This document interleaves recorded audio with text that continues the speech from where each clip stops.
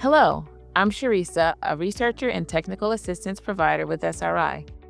I am the project director for Inteca, a federally funded initiative focused on supporting innovative approaches for implementing and integrating technology into authentic assessments for young children with disabilities. Today, I'm joined by 3 early childhood professionals and leaders to provide an overview and some unique insights into virtual assessment. Virtual assessment can be a powerful approach for early intervention and early childhood special education professionals. Rather than meeting in person, assessors use video calls to meet families and collect information about what a child knows and can do. Virtual assessment was widely adopted during the pandemic, and in the years since, some states and programs have formally adopted the approach and continue to improve upon it. Professionals across the country are now finding that virtual assessment offers some unique benefits over traditional in-person assessments. Some of the benefits of doing the virtual evaluations include just being able to allow the child and the family to be in their own natural setting, so not to have a person in their home or kind of interfering with their routines as much. And I feel that it often places the children and the families at ease to not feel like they have to get their house ready or to have someone come into their home.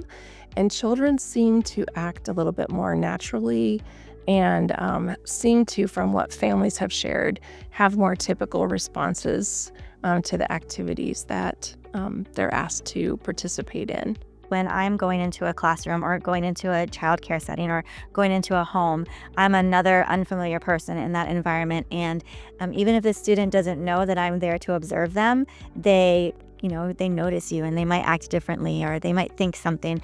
And when we're remote, they may not know that we're assessing or observing, and so they act naturally. We found that school districts reported that families and children were often more comfortable in a familiar environment. They thought more authentic assessment data was collected because they were able to more intentionally gain that family's expertise and their engagement in the process. And so families were just more involved in planning and conducting the assessment than maybe districts had been leaning into in the past. We also get to have different perspectives. So when I come in person, I might be constricted by the amount of time I have available to physically go to that location. Whereas if I am on a computer, then we can pick the best time of day. So if I need to assess in the morning and the afternoon, which is best practice for a student with a vision impairment, so we can see them when they're bright and fresh in the morning and then maybe a little bit more tired, I might have to make 2 trips to that school on 2 different days, or it might spread that process out longer. Whereas if I'm on a computer, we can just do it whenever it works for the student. That's probably the biggest benefit that I have. And so being able to get some of those virtual experiences or just capture some of the virtual moments, I think really surprised teams that how much more they were able to see from the child. Virtual assessment can help to address staffing shortages, improve families' access to specialists, and allow families to be more active participants in the assessment process. We have some really rural areas, and even in our really urban areas, travel time takes a lot of time away from the assessment. My team is very small, my evaluation team. There's just 4 of us that are on the team, and we live hundreds of miles away from each other. And so it really allows us to be efficient in completing evaluations without having to have travel or travel time be a part of the equation. Another reason we're doing a lot of assessments is because the pool for teachers with the visually impaired is very small anyway. And one way we can alleviate some of their stress is to have another person come in and do assessments. And so we found that we can do it with the same amount of fidelity remotely as they can do it in person. And then they're able to focus on teaching and meet the needs of their students that way. And so just that use of time and efficiency, addressing workforce limitations, and then really some ahas around family preference and family comfort. While virtual assessment offers a wide range of benefits for both assessors and families, there are unique challenges to consider as well. One challenge, as many professionals experienced during the pandemic, is adjusting to a new method of assessment.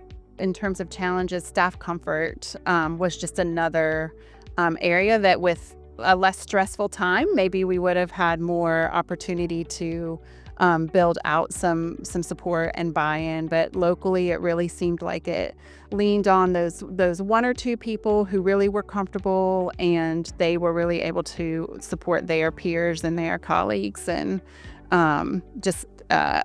adjusting to a virtual setting. I will say, for the most part, what I heard was after people tried it a time or two, they actually really loved it and could see the benefits and the opportunities. I think the biggest challenge with assessing virtually is buy-in, and that might be buy-in from the adults or the teachers or the admin at the school or agency.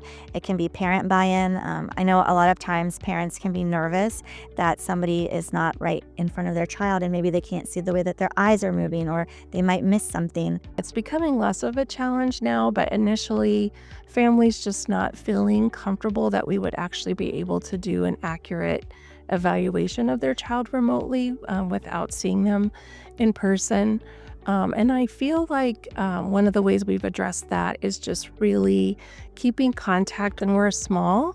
So, I feel like we're able to kind of keep that real personal touch of, welcoming them to the early intervention evaluation process, sharing information about what that will look like, letting them know what materials to have handy, even just some things about getting their Zoom set up, making sure that things are all set for the evaluation. Other challenges can be high quality internet, high quality, it's not just the internet, but if they're using a computer that's several years old, maybe the quality of the image isn't very good. So we have to kind of work through those things as well. Another thing that we've had to get better at is being able to coach our facilitator and really talk to them about what we're looking for, so they can help us by moving equipment or rephrasing questions or pointing to something for us. The solution over time was that a lot of our rural communities did receive access to internet. That took some time. And then districts were able to make plans for issuing devices, sharing devices, or helping families with videos taken by their phone and things like that, how to submit those. And then they also had to think through the how to share that and store that information securely. And so that's where having the IT support was really integral. Could virtual assessment be a good fit for your program? Visit our website at inteca-idea.org to access our free searchable library of information and resources. You can also access Inteca's 4-step framework designed for states and programs considering adopting and implementing virtual assessment. The advice I would give districts interested in exploring virtual assessment would be first to make sure that they have good assessment practices and an understanding of just best practices in early childhood assessment, because we'll want to make sure that we're leveraging best practices through virtual assessment. And I will say, even our districts who were excited about exploring virtual assessment still had some pleasant surprise that they felt like they were getting better assessment data. I would love if other people could know that it can be done with the same level of fidelity as if we're in person when we're assessing.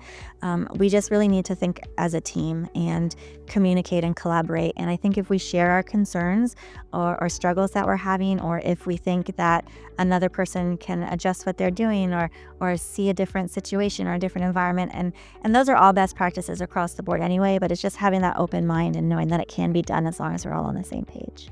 To be honest, I was very much concerned about doing evaluations virtually. I just couldn't even imagine that they would be accurate or appropriate. And so I've really had a 180-degree turnaround in that area.